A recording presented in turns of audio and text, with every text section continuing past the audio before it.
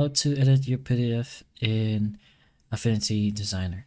So first of all, you can go ahead to your library and just open up the PDF from there. You can go ahead and right click and press open with and just choose Affinity. If you don't want to do that, you can go to your Affinity app itself, go to the top left, which is the home screen, and you can press this folder thing. So press on that one.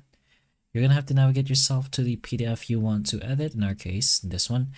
I'll just double click on that one and it will automatically open. But in most cases, PDF options will appear. So what you're gonna have to do here is just do load all pages, of course, but depends on you. Maybe you want to edit one page or a different page. So you can go ahead and press on load all pages. Load pages and choose which pages you want to load. But in our case, we're going to do load all pages.